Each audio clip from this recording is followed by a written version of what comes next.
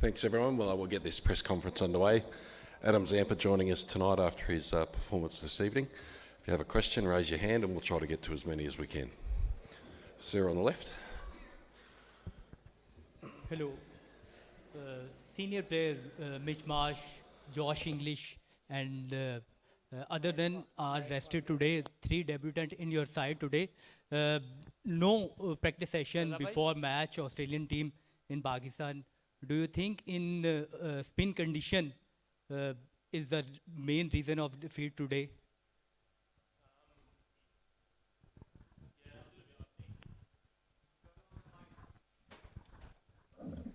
Yeah, a little bit. I think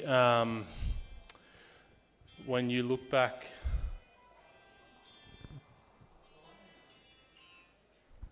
phone's on silent, eh?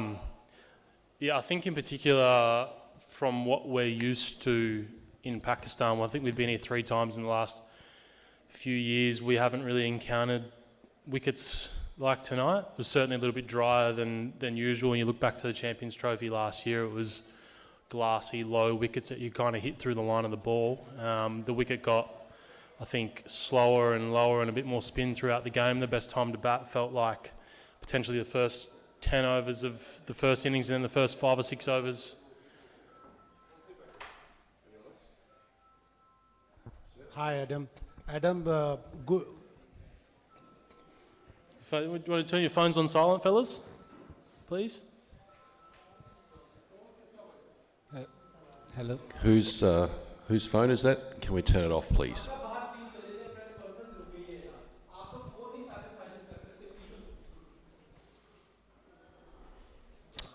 Here? Sorry about that. Yes, sir.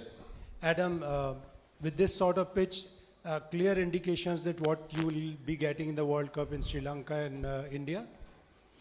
Definitely Sri Lanka, I think. The wickets that we're used to in India, particularly the experience of playing against India and then also in the IPL, the wickets are pretty good and not spin as much as probably tonight. If anything, the challenge in Pakistan is the low bounce. It's definitely truer in other parts of the world. Sri Lanka probably spins and bounces a little bit more, whereas tonight I think the challenge was definitely slow off the wicket, and then the low bounce gets you in the bottom of the bat. So that was definitely a challenge. I think, like, to finish my answer from before was, yeah, it's pretty alien for some of the young guys, particularly in the group. We've obviously got a very different squad to what we have in this series as what we'll have in the World Cup. So a lot more experience comes back then, but exposing those guys in the middle order, particularly to conditions like that, it's going to be good for them in the long run. Zampa, hi. Just want to ask about today's crowd, how they support your team as well, and what about their support to Pakistan, and how do you see these pitches? Is this going to help you for the World Cup? Yeah, first question, the atmosphere was great. Always is here. I think the passion's obvious. You know, you can see that there hasn't been a lot of international cricket here, so I think it's great for the locals to be able to come to cricket. We've been travelling here for the last 3 or 4 years now, but it's still, I think, the opportunity for them to see our international cricket in Pakistan. They love it, so the atmosphere is great. Yeah, the wickets are, I'm quite lucky. I've played a lot of cricket now, so for me I know what to kind of prepare for and different conditions around the world. So I've played quite a handful of games now in Lahore, so you know exactly what to expect. And I think, as I said, answering the question from before, you've got to adapt, and all the wickets around the world are a little bit different.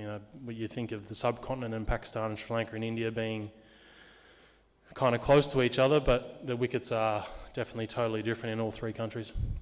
Take one here and we'll move over to the right.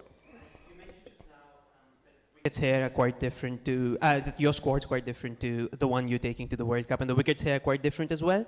So I just wondered whether you view this series as an extension of your preparations for the World Cup or just totally separate from that. Yeah, it definitely feels like an extension. I mean, we're away now for a block of time, 5 or 6 weeks, and understand that there's some niggles and a few guys who had a really big run into to this series in the World Cup. So as I said before, like exposing some new guys to the team and different conditions is great, but it's definitely a leading. I think you look back to our successful World Cups, preparing for the one-day World Cup in India was a long lead-in, and all those games are important. You can't kind of come in without much game time and not a lot of time around together as a group, so it's nice to be prepping for that. Adam, 3 debutant, can we call it a wise decision or a bold one from the Australian side? And the other thing, do you think that this World Cup will be a spinners-dominated tournament, or the pacers could be played a vital role? This World Cup, what will it be dominated by? The upcoming T20 World Cup. I think it'll change throughout the World Cup. I think the first stage of the tournament, particularly in Sri Lanka, I think the spinners will play a huge role. I think there's some opponents in those kind of groups that haven't been exposed to world-class spin bowling as well. So I think the conditions in that factor is probably going to play a huge role, and then it'll change definitely in India. I think, India, you don't really see it as my experience of it is it's not like playing tonight, or it's not like playing in Sri Lanka, that's for sure. It's totally different. It's good batting wickets. It's, you've seen in the latest series between New Zealand and India, they're definitely more high scoring than, say, tonight or Sri Lanka. What about the 3 debutants? Was it a wise call or a bold one? What's that, sorry? 3 debutants? Again, great exposure. I think Marley Biedman had a great BBL and deserved to be called up. He bowled superb tonight, and then Matt Renshaw is someone who's dominated T20 cricket and has improved his white ball game in the last 2 years. So I've seen him play in the Big Bash. The way he goes about it, he's really proactive and powerful as well. So he ran himself out tonight.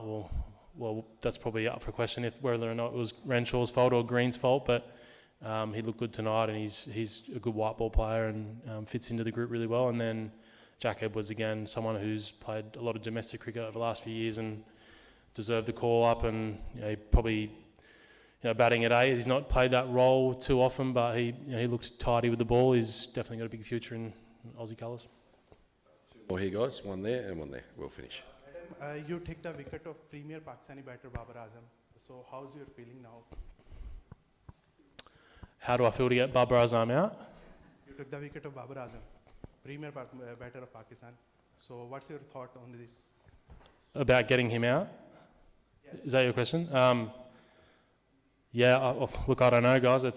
He's been a very good player for a long time, but it's not the first time I've got him out, and I hope it's not the last. But it's always good to get big wickets. That's what I'm in the team for.